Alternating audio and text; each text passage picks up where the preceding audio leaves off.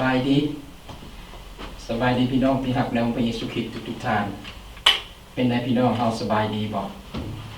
ขอบคุณพระเจ้าเนาะที่พวกเฮาได้มีโอกาสได้เข้ามาสรรเสริญถวายพระเกียรติแด่พระองค์เจ้าสำหรับเสาร์วันนี้เสาร์อาทิตย์วันนี้เนาะอาทิตย์เดือนออกโทเบอร์วันที่2วันที่12 2025เนาะขอบคุณพระเจ้าและก็พี่น้องที่ติดตามทาง YouTube แล้วก็นั่นก็ขอทักทายสบายดีก็หวังว่าพี่น้องเอาทุกคนจะมีความสุขสื่นดีและสบายดีเนาะแล้วก็ขอห้องให้พี่น้องสืบต่อในการที่จะในการแชร์หรือว่าส่งต่อกันไปกับเพื่อนที่พี่น้องมี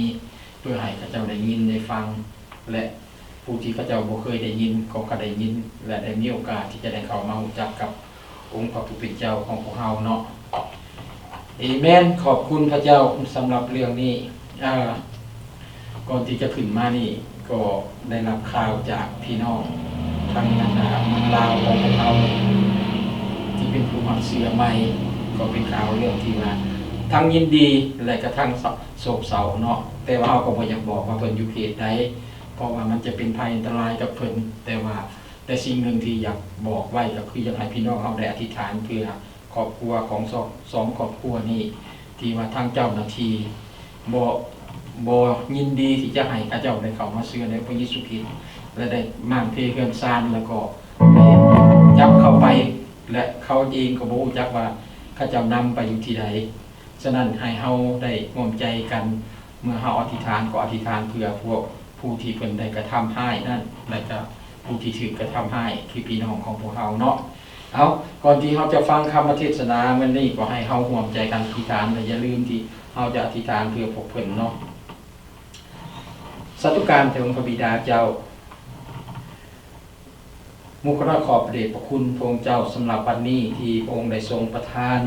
โอกาสและเวลาให้มุขน้อยได้เข้ามาสรรเสริญถวายพระเกียรติพระองค์เจ้าในสถานที่แห่งนี้คือ The New Beginning Laotian Baptist Church อยู่ที่นี่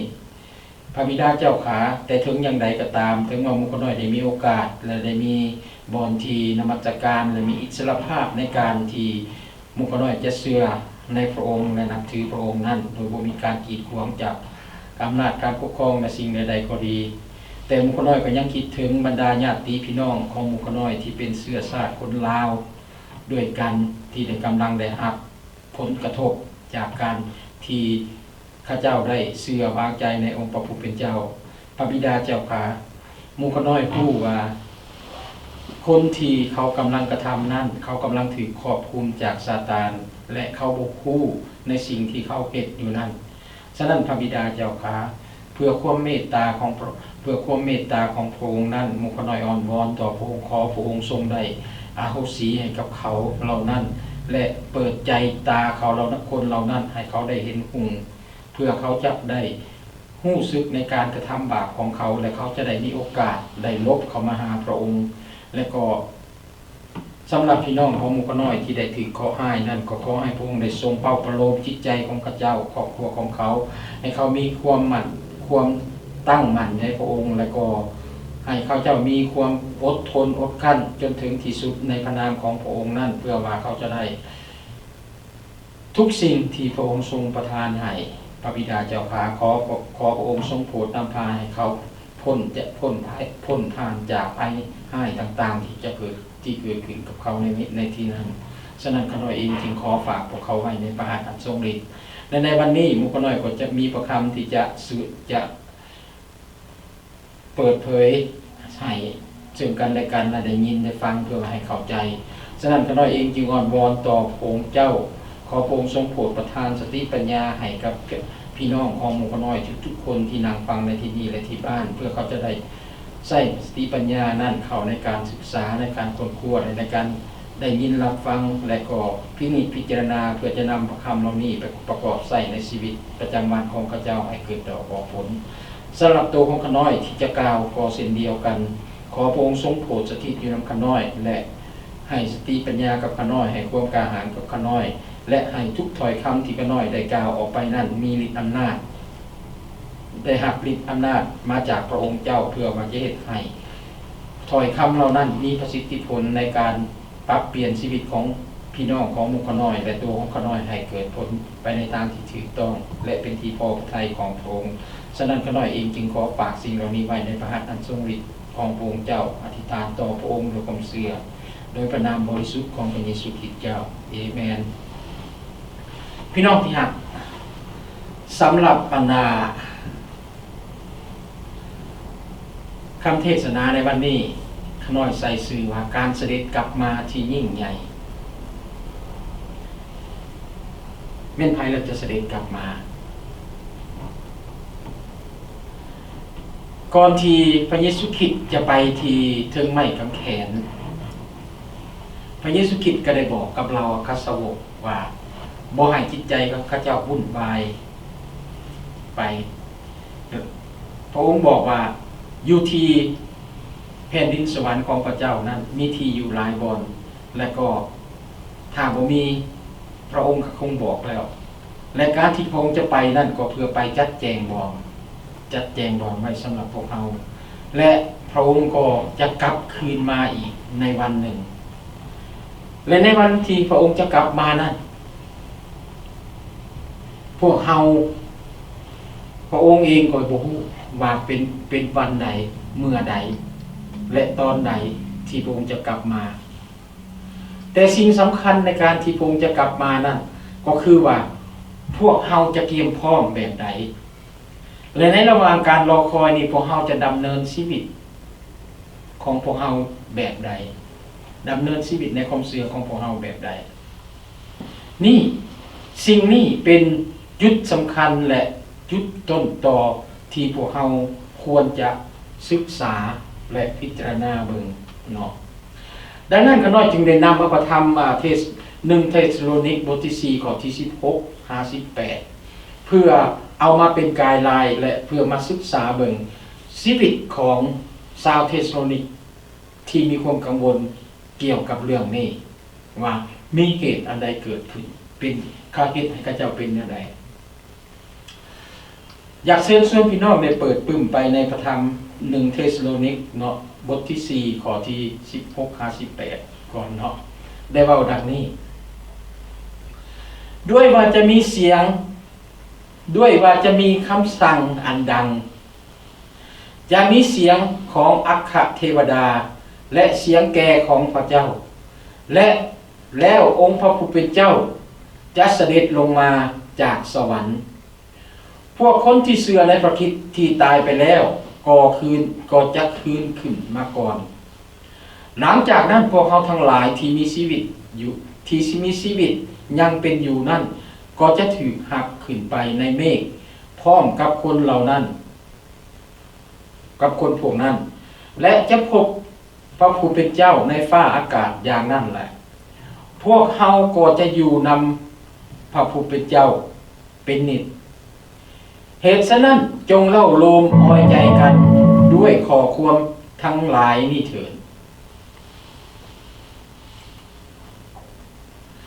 พระคำเทสโลนิกเป็นพระคำที่อาจารย์เปโลเขียนเป็นจดหมายฝากไปถึงผู้ที่เชื่อในเมืองเทสโลนิกเนาะและในปัจจุบันนี้ขึ้นมาเป็นประเทศกรีกเนาะอาจารย์เปโลและศิลาได้อยู่ที่นั่นในเวลานั้นในระหว่างการเดินทางเผยแผ่ข่าวประเสริฐครั้งที่2ของเปโลและเหตุการณ์นี้และเหตุการณ์การประกาศตัวนี้ก็มีบันทึกไว้ในพระธรรมกิจการบทที่17ถ้าพี่น้องอยากไปอ่านเฮาจะเห็นเนาะมันเป็นประวัติศาสตร์ของคริสตจักรในตอนต้นๆนะในการประกาศของเปโล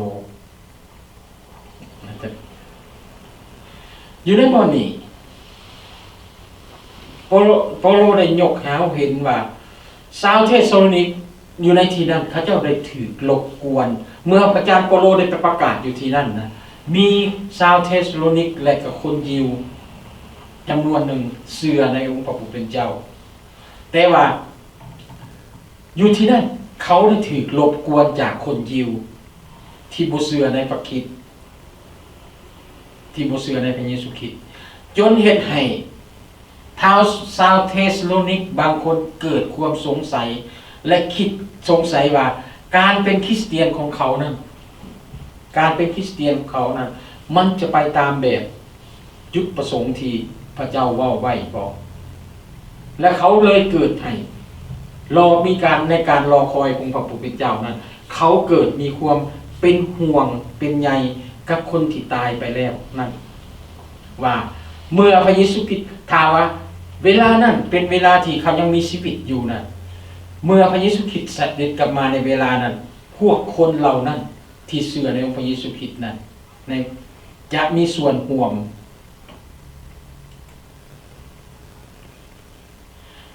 ในรัศมีของพระองค์บ่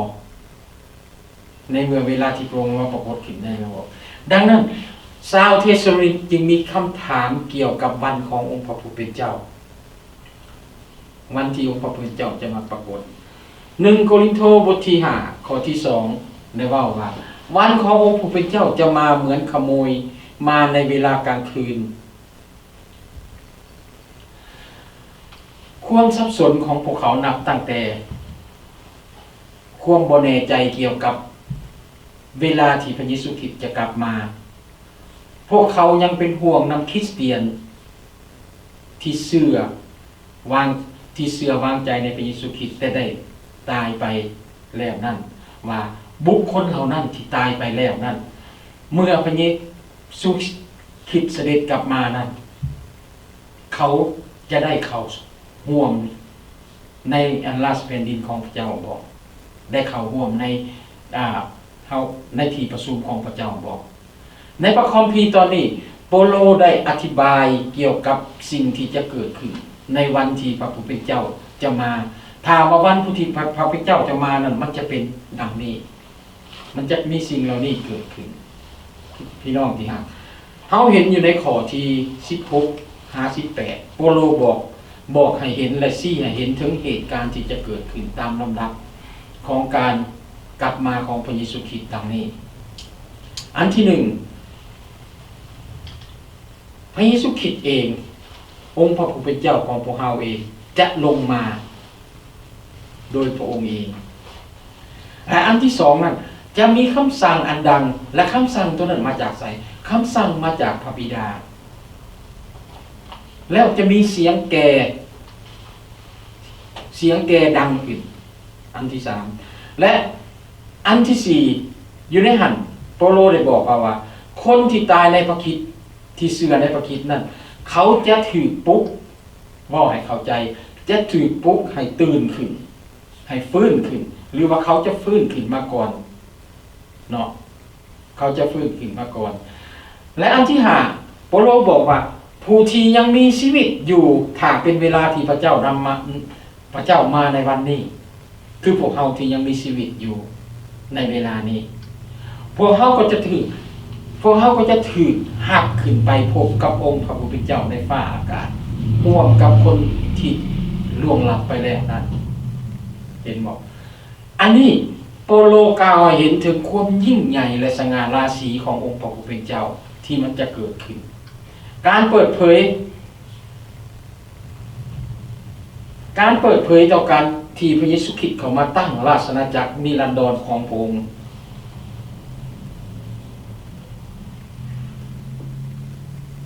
มีความสำคัญที่สุดดังนั้นพระผู้เป็นเจ้าเองต้องกลับคืนไปยังบ่อนที่พระองค์ริเริ่มหมายเข้ามาเปาโลกำลังให้ข้าเจ้าเห็นให้มีความเสื่อมั่นถึงว่าพระเยซูคริสต์ได้สร้างอาณาจักรสวรรค์ของพระเจ้าขึ้นในโลกนี้นำไถ่ผลของพระเจ้าได้เข้ามาในโลกนี้และพระองค์จะกลับมาเพื่อมายังบ่อนนี้เพื่อจะนำไถ่ผลของพระเจ้ากลับไปและเทื่อนี้จะบ่เหมือนกับเมื่อก่อนที่พระเยซูคริสต์จะเข้ามานะพระเจ้าได้ทรงผู้ต่างหน้าเข้ามาก่อนแต่ว่าเทื่อนี้ พระเจ้าจะบ่ได้ทรงผู้ใดเข้ามาล่วงหน้าพระองค์พระองค์เองจะเป็นผู้นำพาและรับผิดชอบขบวนในการกลับมาคำสั่งอันดังของพระเจ้าแม่นแน่นอนบ่แม่นคำสั่งหรือคำแนะนำเพียงเท่านั้นแต่มันเป็นคำสั่งที่มีสิทธิอำนาจแสดงให้เห็นถึงอำนาจเหนือพฤติกรรมและเหนือการกระทำและพฤติกรรมทั้งหมดคำสั่งนี้จะมีอำนาจที่จะฟื้นชีวิตของคนที่ตายที่เชื่อในพระคริสต์นั้นกลับคืนมาบ่เพียงแต่จำนวนน้อยในทั่วทุกหนแห่งเฮาก็เห็นในพระคัมภีร์เมื่อในที่จะเว้าถึงเมื่อพระนี้เพื่อเพิ่นเสด็จดับกุมาแล้วทุกหนทุกแห่งจะส่งคนกลับมาเนาะให้อยู่ต่อหน้าพระพักตร์ของพระองค์นะบ่แม่นแต่อยู่ในที่น้อยบ่แม่นว่าโอ้ยเอาเจาะหน่อยๆใน New Beginning เท่านั้นเนาะแม่นหมดทั่วทุกคนแห่งที่เขาตายไปแล้วที่พระคัมภีร์บอกว่าผู้ที่นอนหลับไปในพระเยซูคริสต์ข้าน้อยขอบคุณพระเจ้าข้าน้อยมักหลายคำเว้าตอนนี้ที่เว้าถึงผู้ที่เสียชีวิตในล่วงหลับไปในพระเยซูคริสต์ที่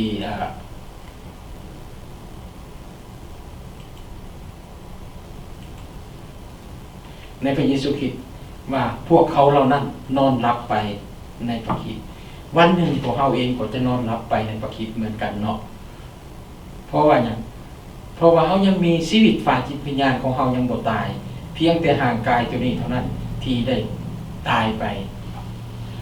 ฉะนั้นเปาโลได้ให้คำประกันหักประกันกับชาวเทสโลนิกที่เราหักว่าพี่น้องที่เราหักว่าคนที่ล่วงหลับไปนั้นในพระคริสต์นั้นพวกเขาจะกลับมาพบกันอีกในวันที่องค์พระผู้เป็นเจ้าเสด็จมาแน่นอนเราจะได้พบกับพวกเขาเหล่านั้นพวกเขาเจ้าจะบอกอยู่ในหลุมฝังศพของเขาหรือว่าเสียโอกาสการที่จะได้หักอธิปไตยในองค์พระผู้เป็นเจ้าเขาจะบ่เสียเขาจะบ่แน่นานเขาบ่อยู่ในหลุมฝังศพเห็นบ่แทนที่จะเป็นดังนั้นพวกเขามีสิทธิพิเศษอยู่ในสถานที่นั้นกับพระองค์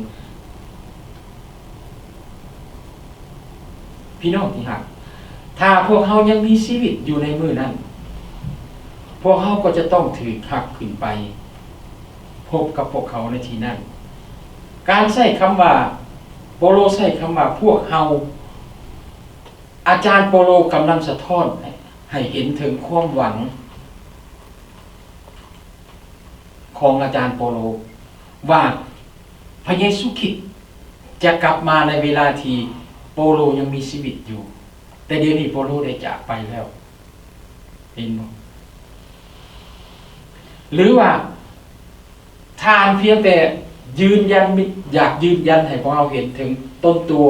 ของความเป็นจริงข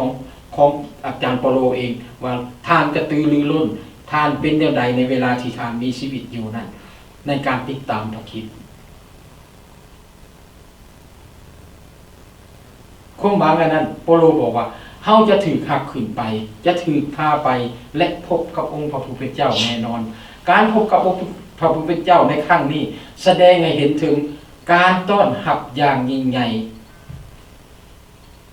ของพระเจ้าผู้ที่เสด็จมาจากฟ้าสวรรค์พี่น้องที่รักอยู่ในตอนนี้คริสตจักร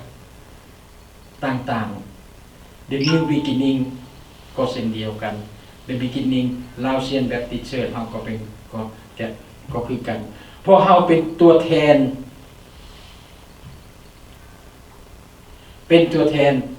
ในการที่จะนำคนทั้งหลายให้ไปพบกับพระเยซูคริสต์ในเวลาที่พระองค์เสด็จกลับมาแสดงหมายความว่าจังได แสดงว่าพวกเขามีเวียกงานที่ควรจะทำมีเวียกงานที่เราควรจะเฮ็ด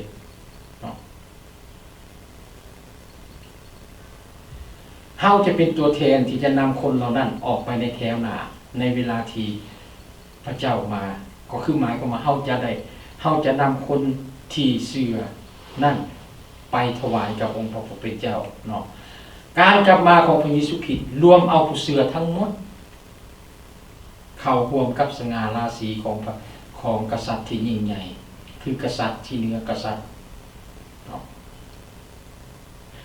พี่น้องที่ครับลองคิดเบิ่งมันจะเป็นยังไงข้าน้อยคิดว่ามันเป็นมือที่ประเสริฐแท้ๆเป็นมือที่ยิ่งใหญ่แท้ๆถ้ามันเกิดขึ้นในสมัยที่ของเรายังมีชีวิตอยู่ในโ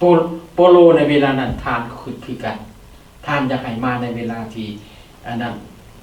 ที่ทานยังมีชีวิตอยู่ดังนั้นโปโลจึงสรุปเรื่องนี้โดยการให้การท้าทายการสุกยุ่งทักอนันนาให้กำลังใจชาวเทสโลนิกให้เขาเจ้าเห็นอย่างให้เขาสุกยุ่งซึ่งกันและกันด้วยความจริงทุกอย่างว่าทุกคนที่เชื่อวางใจในพระเยซูคริสต์นั้นเวลาพระเยซูคริสต์กลับมานั้นพวกเขาจะบอกจิบหายเลยในวันนั้นเขาจะบ่พลาด พวกเฮาก็จะบ่พลาดถ้าว่าเฮาอยู่ในความเชื่อและไว้วางใจในพระเยซูคริสต์เฮาจะบ่พลาด1 เทสโลนิกบทที่5ข้อที่1หาข้อที่3ได้เว้าดังนี้พี่น้องทั้งหลายเอ่ยเรื่องเวลาและวันที่ทรงกำหนดไว้นั้นจำเป็นต้องเขียนบอกจำเป็นต้องเขียนบอกให้พวกเจ้าฮู้เพราะว่าเจ้าเองฮู้ดีแล้วว่าวันขององค์พระผู้เป็นเจ้าจะมาเหมือนขโมยมาในเวลากลางคืนเมื่อใดเขาหากเว้าว่าสงบสุขและปลอดภัยอยู่แล้วเมื่อนั่นแหละความวินาศชิบหายจะมาถึงเขาในทันทีเหมือนดังความเจ็บปวดมาถึงยิงที่มีท้องและเขาจะหนีบ่พ้นเป็นแน่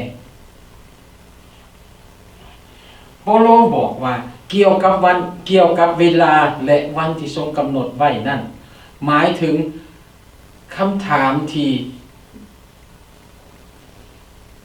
เขาเจ้าถามเกี่ยวกับวันของพระผู้เป็นเจ้าจะกลับมานั่นโปโลบอกมันทานเองบ่ฮู้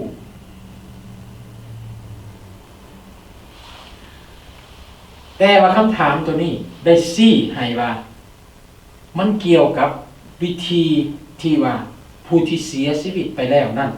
จะมีส่วนร่วมกับวันนั้นอย่างไรและคำถามนี้แม่นเกี่ยวข้องกับ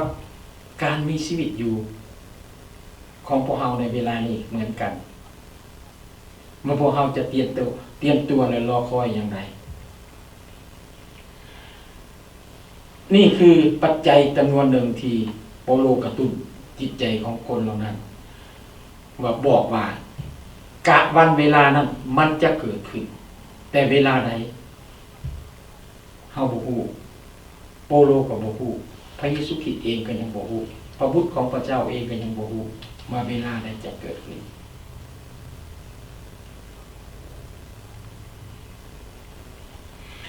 แน่นอนว่าไผก็ต้องอยากฮู้เนาะถ้าพวกเขาฮู้ว่ามื้อนั้นมื้อนี้พระองค์จะมาแน่นอนเขาจะเฮ็ดจังได๋เขาก็จะไปอันหมายไว้ในปฏิทินของพระเจ้าหรือว่าฮู้จักว่าเครื่องหมายดาว่ามันจะเป็นแบบไหนเมื่อพระเจ้าจะมานั้นเนาะเขาก็อยากจะฮู้เนาะแต่ว่านั่นมันเป็นไปบ่ได้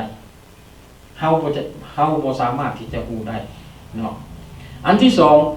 เฮาจะดำรงชีวิตในความสว่างของวันที่จะมาถึงนั่นแนวใดหมายความว่า ในวันที่รอคอย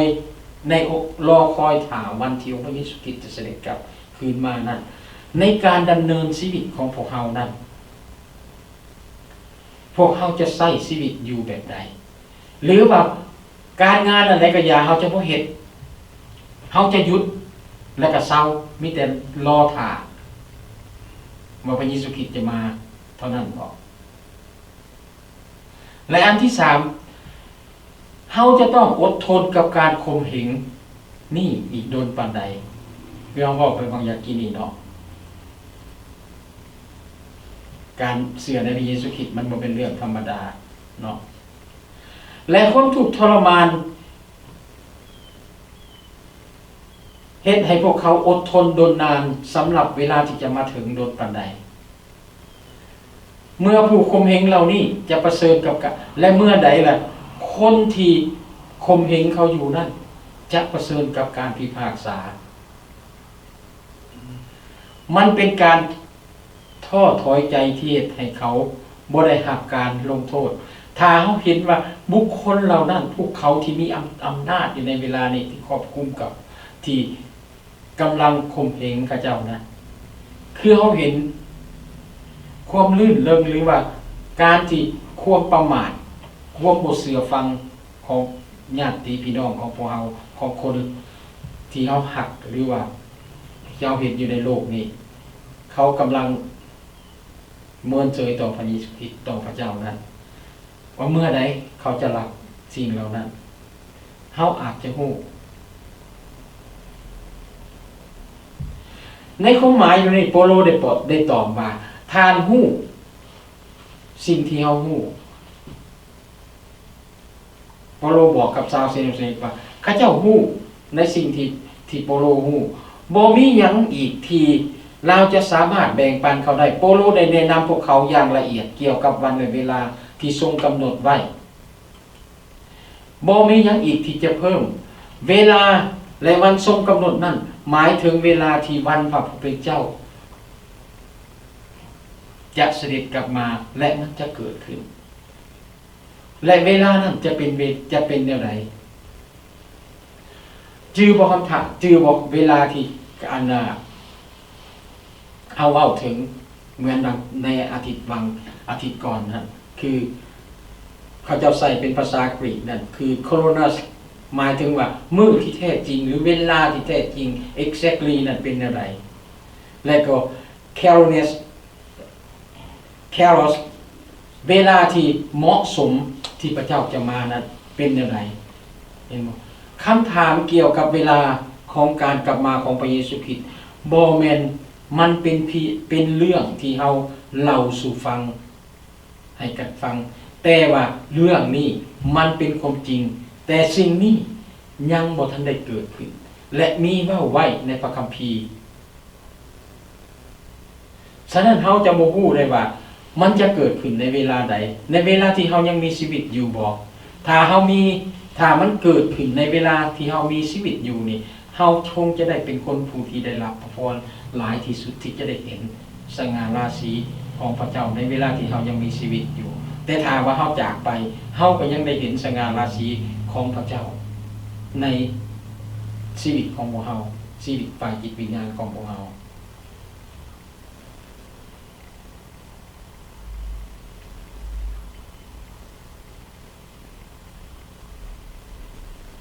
เรื่องนี้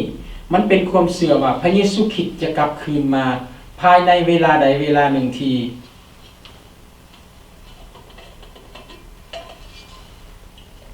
่พวกเฮายังมีชีวิตอยู่ฉะนั้นคำถามนี้คือว่าพวกเฮาจะหยุดปะถิ่มบ่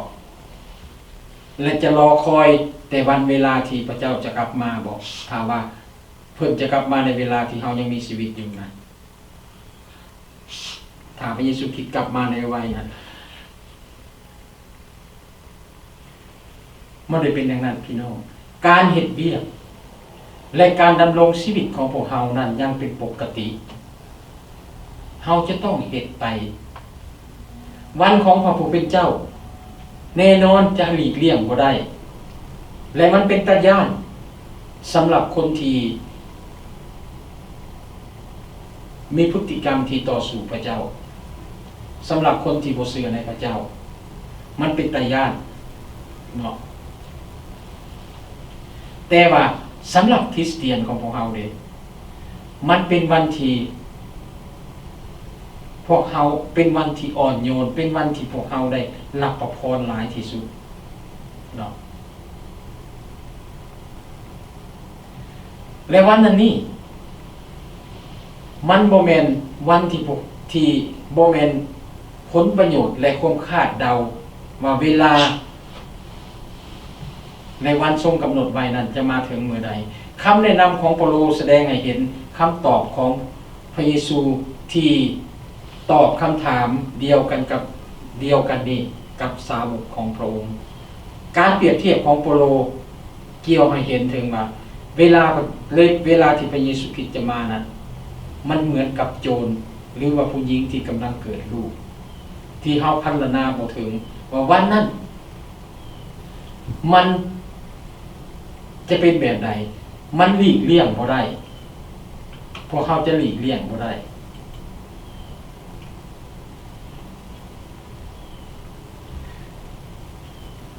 วันนั้นจะเกิดขึ้นอย่างทันทีทันใดคือกับโจรมาในยามกลางคืนมาโจรจะมาปุ้นเฮาเขาบ่ได้มาเตือนเฮาว่าครับมันจะมาปุ้นเฮายามใดแม่นบ่แล้วมันก็หลีกเลี่ยงบ่ได้โปโลเปรียบเทียบมือคนที่เขาจะเกิดลูกนะเขาจะมีความเจ็บปวดเขาหลีกเลี่ยงบ่ได้เขาจะต้องเจ็บปวดแต่เฮาเองบ่เป็นผู้ชายเฮาบ่รู้จักในการเจ็บปวดของเขาน้อยหลายปานใดแต่ว่าเฮารู้ว่าความเจ็บปวดนั้นมันจะเกิดขึ้นแล้วสำหรับความเจ็บปวดตัวนี้ถ้าวันนั้นมาถึงมันบ่แม่นพวกเฮาที่เชื่อในวางใจในพระเยซูคริสต์นั้นเจ็บปวดแต่คนที่บ่เชื่อบ่วางใจในองค์พระเยซูคริสต์นั้นเขาจะได้รับความเจ็บปวดเขาจะได้ตีเอิกห้องไห้เพราะว่าเขาหมดโอกาส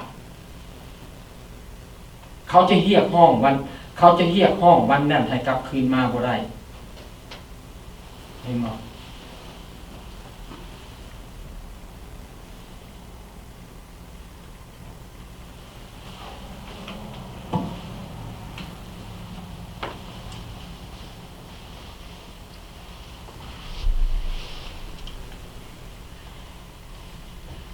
การบ่ฮู้วันเวลาที่แน่นอนของการเสด็จกลับมาของพระองค์แม่นการเรียกห้องให้มีชีวิตแต่ละวันของพวกเราให้มันคล้ายคือกับว่าวันนี้เป็นวันที่พระเจ้าจะกลับคืนมาดังนั้นพี่น้องที่รักเฮาเห็น the new beginning ลาวเชียนเชิญเฮาลาวเชียนแบบติดเชิญคำว่า beginning ของพวกเราหมายความว่าจังไดเฮาคนอื่นอาจจะว่าเฮานี่เริ่มต้นกับพระเจ้าแล้วจริงถูกต้องที่สุดเฮาแสดงให้เห็นว่าทุกวันของพวกเฮานั้นแม่นเริ่มต้นด้วยพระเจ้าและเฮาก็เริ่มด้วยว่าวันนี้พระเจ้าจะเสด็จกลับมาเห็นบ่ฉะนั้นข้าน้อยจึงได้แนะนำให้กับพี่น้องในทุกครั้งที่เว้าถึงเรื่องนี้ให้พี่น้องได้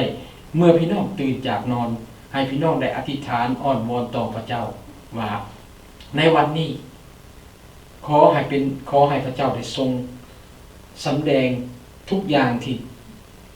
ข้าน้อยจะเฮ็ดจะกระทำและขอให้พระเจ้าเป็นผู้นำพาเพราะว่าเฮาบ่รู้จักว่าในวันนี้เฮาจะมีหยังเกิดขึ้นแน่จะเฮ็ดอันใดแน่แต่วันผ่านมาเฮารู้เรียบร้อยแล้วพอมันเป็นวันผ่านไปแต่สำหรับวันนี้ฉะนั้นโปโลจึงเรียกห้องนะครับเฮารู้ว่าให้เฮาเฮ็ดทุกวันให้เหมือนกับว่าองค์พระผู้เป็นเจ้าจะกลับมาแสดงความหมายความว่าจังไดคือให้เฮาเตรียมพร้อมในการดำเนินชีวิตคริสเตียนของพวกเฮา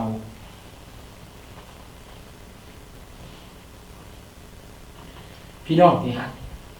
เฮาบ่สามารถพูดได้อย่างแน่นอนว่าเป็นมื้อใดและเฮาก็บ่สามารถที่จะหลีกเลี่ยงและคาดเดาได้แม่นบ่พี่น้องที่รักความพินาศที่เกิดขึ้นมันแม่นหยังถ้าเฮาบอกนั้นมันแม่นการแยกแม่นการแบ่งแยก เฮาออกจากพระเจ้าการอันนี้มันเป็นการที่สมบูรณ์แบบสำหรับคนที่บ่เชื่อในพระเยซูคริสต์เขาจะถูกแยกออกอย่างสมบูรณ์แบบและสิ้นหวังที่สุดบ่มีโอกาสที่จะกลับคืนมาบ่มีโอกาสที่จะกลับคืนมาหาพระเจ้าได้อีกถ้าวันนั้นมาถึงเขาบ่สามารถที่จะสร้างใหม่อันนั้นเป็นเหตุการณ์สำหรับคนที่บ่พร้อมกับการที่จะมาของพระเจ้า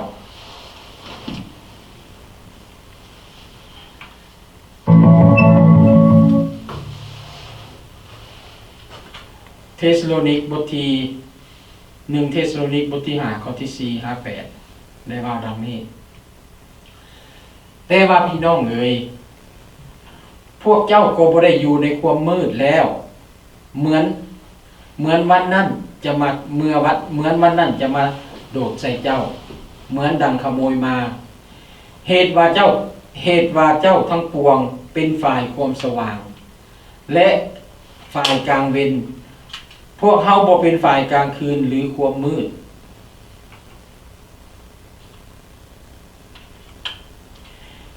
ฉะนั้นแล้วอย่าให้เฮาทั้งหลายหลับอยู่เหมือนดังคนอื่นแต่ให้เฮาเฝ้าระวังและอย่ามัวเมาเพราะว่าคนที่นอนหลับก็นอนหลับในกลางคืนและคนเมาเหล้าก็เมาเหล้าในกลางคืนแต่ส่วนพวกเฮาผู้เป็นฝ่ายกลางเวรอย่าให้เฮาเมาอยู่จงซุกเอาความเสื่อ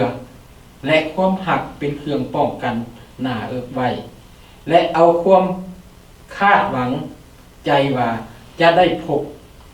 พ้นเป็นเครื่องเคียนป้องกันหัวไว้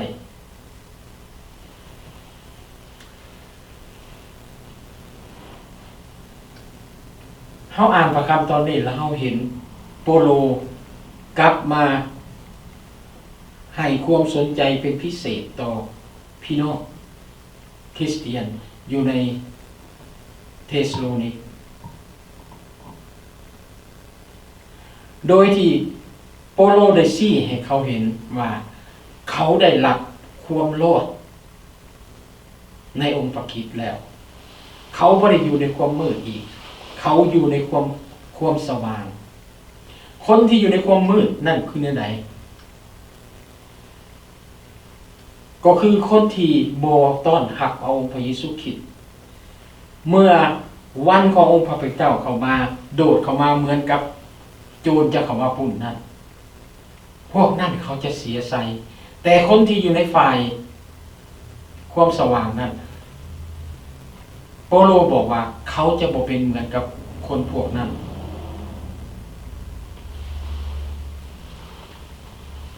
เขาจะบ่เสียใจแต่เขาจะได้ชัยชนะอันนี้โปโลได้ยกให้เห็นความแตกต่างระหว่างชีวิตของผู้ที่เชื่อและชีวิตของคนที่เชื่อในพระเยซูคริสต์ว่าวันหนึ่งเขาจะประเสริญหน้ากับมันในวันที่องค์พระผู้เป็นเจ้าเสด็จกลับมาในขณะที่ผู้ที่บ่เชื่อยังอยู่ในความมืดในเมื่อเวลานั้นมาถึงผู้ที่เชื่อจะถูกแตกต่างกับผู้ที่บ่เชื่อผู้ที่เชื่อเขาบ่อยู่ในความมืดพระองค์ได้รับประกันว่าพวกเขาจะได้ชัยชนะบ่เหมือนกับเวลาที่โจรมาเขาโดดเข้ามานั่นเขาจะตกสะท้านย่านกลัวบอกเขาบ่เป็นจังซั่นโปโลให้ความมั่นใจได้แนวใดว่าผู้ที่เชื่อในเทสโลนิกจะบ่ได้รับการตกสะท้านและแปลกประหลาดใจในวันของพระผู้เป็นเจ้าเวลาผู้เป็นเจ้ากลับมานั้นโปโลบอกกับพวกเขาว่าเขาคือลูกของพระเจ้าแล้วหมายความว่าเขาเป็นบุคคลเขาเป็นกลุ่มคนที่พิเศษ เขาเป็นกลุ่มคนที่อยู่ในแสงสว่างของพระเจ้าตลอดเวลาเขาเป็นกลุ่มคนหนึ่งที่ว่าเวลานั้นเมื่อเวลานั้นมาถึงเขาจะมีส่วนเกี่ยวข้องอย่างใกล้ชิดกับองค์พระผู้เป็นเจ้าลูกของความสว่างแมนผู้ที่ได้รับการเปลี่ยนแปลงจากความตายเข้าสู่ชีวิตหรือว่าความมืดเข้าสู่ความสว่าง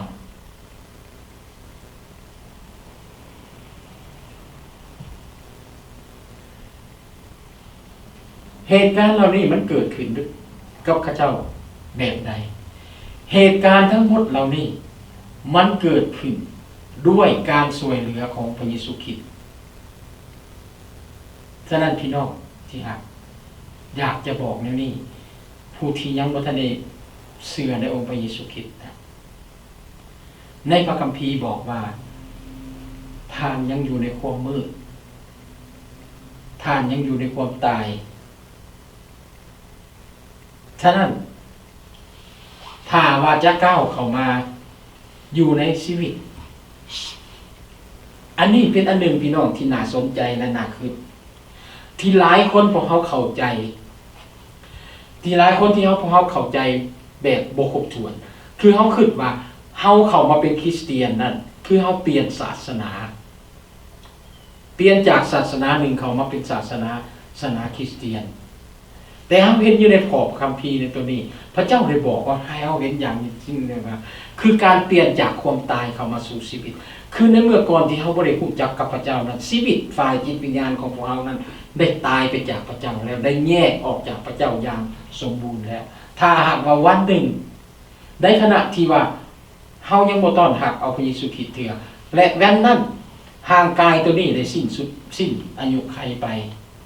แต่เฮายังบ่ได้รับพระองค์พระผู้เป็นเจ้าและวันนั้นเฮาจะถูกแยกออกอย่างสมบูรณ์คือชีวิตจิตวิญญาณของพวกเฮานั้นจะบ่ได้ไปที่บ่อนที่พระเจ้าจะเอาไปคือบ่อนที่พระเยซูคริสต์กำลังจะนำเอาไปในเวลานี้เห็นบ่ฉะนั้นจึงแยกให้เฮาเห็นว่ามันบ่แม่นการเปลี่ยนศาสนาแต่การออกจากความตายเข้ามาสู่ชีวิตแม่นเมื่อเฮาอยู่ในจิตเฮาเว้าถึงการมีชีวิตเห็นบ่และเหตุการณ์อันนี้เกิดขึ้นบ่แม่นว่าเฮาเฮ็ดเอาเองบ่แม่นด้วยความดีของเฮาแต่ด้วยการที่พระเยซูคริสต์เองได้สละพระชนของพระองค์ตายถึงไม้กางเขนเพื่อช่วยพวกเฮาให้พ้นจากสิ่งนั้นจากความตายนั้นฉะนั้นการทำงานในการไถ่ของพระองค์นั้นมันเป็นการทำงานที่พระเยซูคริสต์เฮ็ดให้ชีวิตของพวกเฮาได้รับการเปลี่ยนแปลงได้มีเปาโลก็บอกว่ามันกำหนดอย่างชัดเจนว่าชีวิตของพวกเฮาที่ได้รับองค์พระเยซูคริสต์เข้ามาเป็นพระผู้เป็นพ้นแล้วนั้นคือชีวิตที่อยู่ในความสว่างเฮาอยู่ในแสงสว่างของพระเจ้าเฮาบ่อยู่ในความมืดบ่ได้อยู่ในกลางคืนแต่เฮาอยู่ในกลางวัน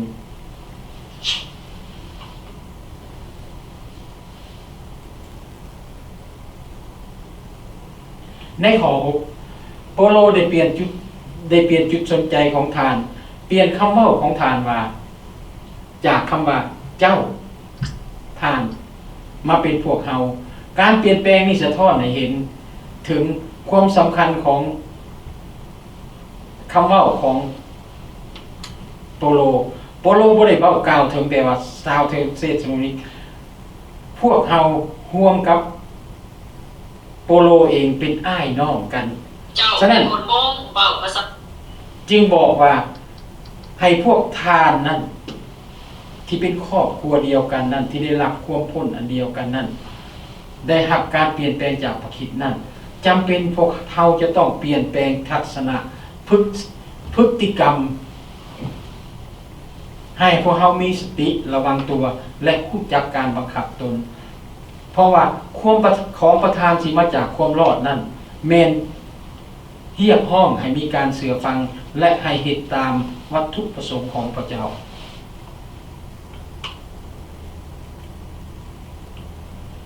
วัตถุประสงค์ของพระเจ้าฉะนั้นโปโลจึงบอกว่าให้ข้าเจ้าเฮ็ดตาม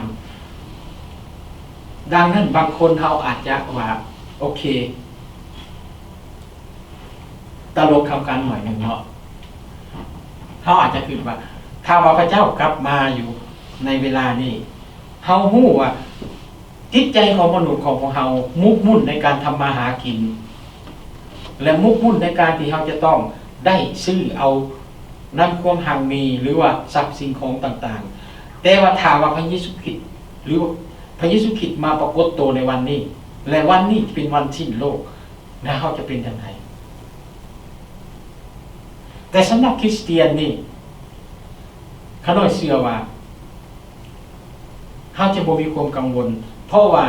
คริสเตียนรู้ว่าทุกสิ่งอย่างคือสิ่งของประทานของพระเจ้าที่ให้เรา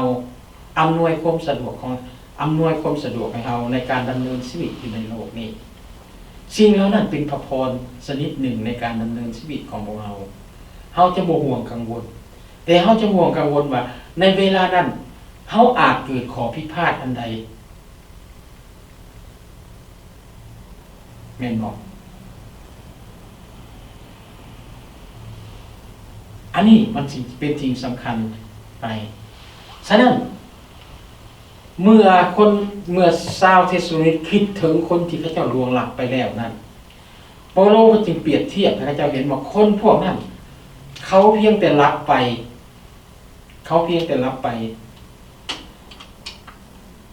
แต่ในทุกวันนี้เขาเห็นการเปรียบเทียบมันนี่คนที่รับไปทางฝ่ายจิตวิญญาณคือคนที่ตายทางฝ่ายจิตวิญญาณนั้นเป็นแนวไหนคือคนที่บ่สนใจต่อการประกาศข่าวประเสริฐของพระเจ้าการที่เขาได้ยินข่าวประเสริฐของพระเจ้าเขาได้ยินว่ามีทางเดียวที่เขาจะรอดแต่เขาบ่สนใจนั่นคือเขารับไปแล้วทั้งฝ่ายจิตวิญญาณอันนั้นคือความบ่สนใจและการตกอยู่ในสถานะการหล่อลวงฉะนั้นในบทเรียนตัวนี้เปาโลจึงเป็นห่วงต่อคริสเตียนที่กำลังมุ่งหวังในวัตถุสิ่งของย่านจะเป็นคนแบบนั้นย่านเวลานั้นมาถึงเขาจะผิดพลาดไป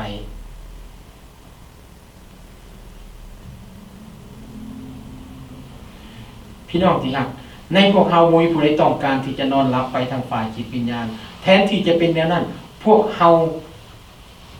จะต้องได้รับการท้าทายและเรียกร้องให้ตื่นตัวและมีสติระวังตัวในการควบคุมตัวเองการเรียกร้องอันนี้แม่นเกี่ยวข้องกับวันของพระพุทธเจ้าจะเสด็จกลับมาให้หมายความว่าอย่างไรหมายความว่าให้ชีวิตคริสเตียนของพวกเฮานี่ได้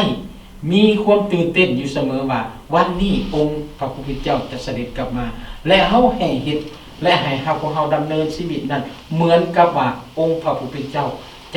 ะเสด็จกลับมาอย่าให้เฮาละเลยเห็นบ่ฉะนั้นพี่น้องที่รัก The New Beginning ของพวกเฮาที่วางก็ยังหลาย